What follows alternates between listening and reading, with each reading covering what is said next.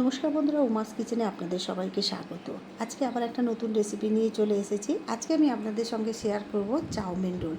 এই প্রচণ্ড গরমে যখন কিছু খেতে ভালো লাগে না, তো এইরকমই একটা টুইস্ট করে দেখুন না, একেবারে ঘরোয়াভাবে। আর রেস্টুরেন্টের স্বাদকে বাড়িতেই নিয়ে চলে আসবেন কোনো রকম ঝামেলা ছাড়াই। দেখুন আমি এখানে কিছু চাউমিন সেদ্ধ করে নিয়েছি, তারপর গ্যাসে একটা কড়া বসিয়ে গরম করে তার মধ্যে 1 চামচের মতো তেল দিয়ে দিলাম। এরপর আমি এখানে ডিমগুলোকে বাটির মধ্যে ফেটে ফেটে এর মধ্যে দেবো, কারণ আমি ফাটিয়ে দেবো, কারণ আমি ডাইরেক্ট কড়াতে ডিম দেবো না। এখন প্রচণ্ড গরমে ডিমের মধ্যে বেশ খারাপ খারাপ ডিম বেরোচ্ছে। আর এরপরে যদি আমি এরকম ফাটিয়ে ডাইরেক্ট দিই, তাহলে যে ডিমটা আগে দিয়েছিলাম সেটা নষ্ট হয়ে যাবে, বা কড়াতে ফাটাতে ওই পচা ডিমটা দিলেও আবার সেই কড়া ধোও, অনেক ঝামেলা। তার থেকে আমি এরকম ফাটিয়ে ফাটিয়ে দিই, যাতে আমার কোনো রকম ঝামেলাও হয় না আর সব কিছু সুবিধেও হয় করতে। এরপর আমি ডিমগুলোর মধ্যে স্বাদ মতো লবণ আর একটু মরিচের গুঁড়ো দিয়ে ভেজে ডিমগুলোকে একেবারে জোরে জোরে করে ভেজে নেব।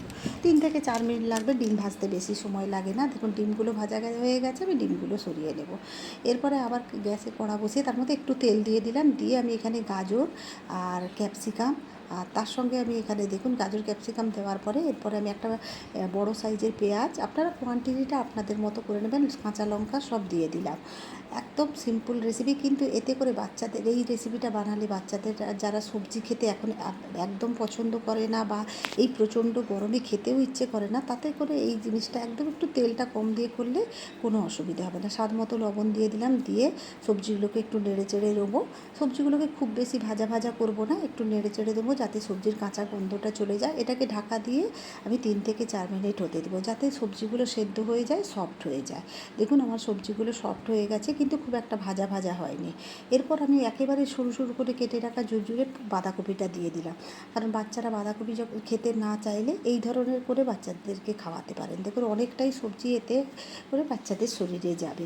সব কিছু ভাজা হয়ে গেছে, খুব সফটও হয়েছে। আমি কিন্তু খুব বেশি ভাজা ভাজা করিনি, সবজিগুলোকে সেদ্ধ মতো করে সফট করে নিয়েছি। এরপর কিছু এতে বেসিক জিনিস অ্যাড করবো, যেমন এখানে আমি মরিচের গুঁড়ো 1/2 চামচ দিয়ে দিলাম, ঝালটা আপনাদের মতো দেবেন।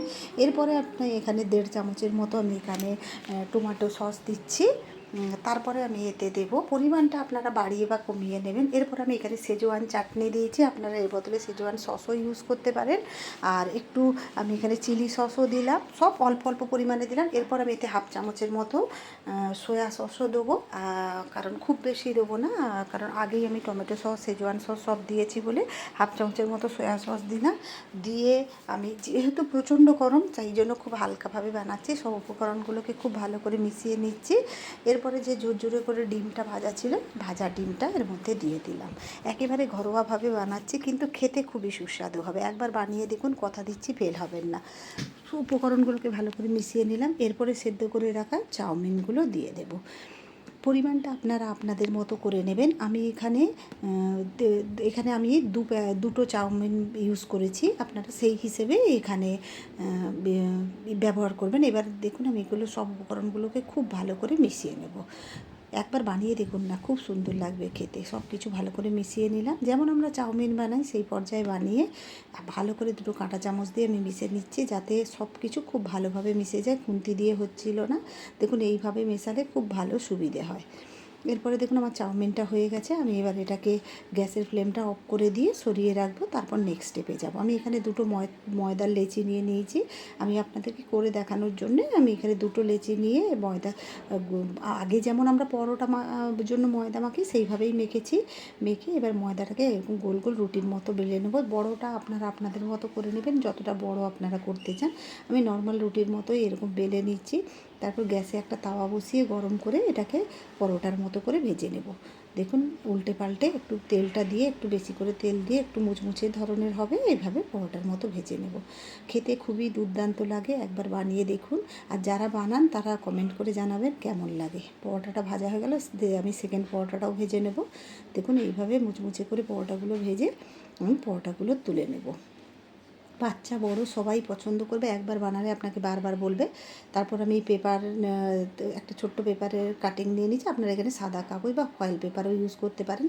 তারপর পরোটাটা রেখে এর মধ্যে আমি মাঝখানে চাউমিনের স্টাফিংটা দিয়ে দিলাম। দেখুন, আর যারা ডিম খান না তারা এই পর্যায়ে ডিম দেবেন না।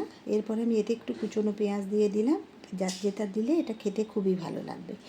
এরপর আমি এতে একটু করে সস দিয়ে দিলাম, টমেটো সস। যারা সস খেতে পছন্দ করেন না দেবেন না, আমি আর একটু দিয়ে দিচ্ছি এই সাইজে, তাহলে মুখে। আর যারা খেতে পছন্দ করেন না এটা স্কিপ করে দেবেন।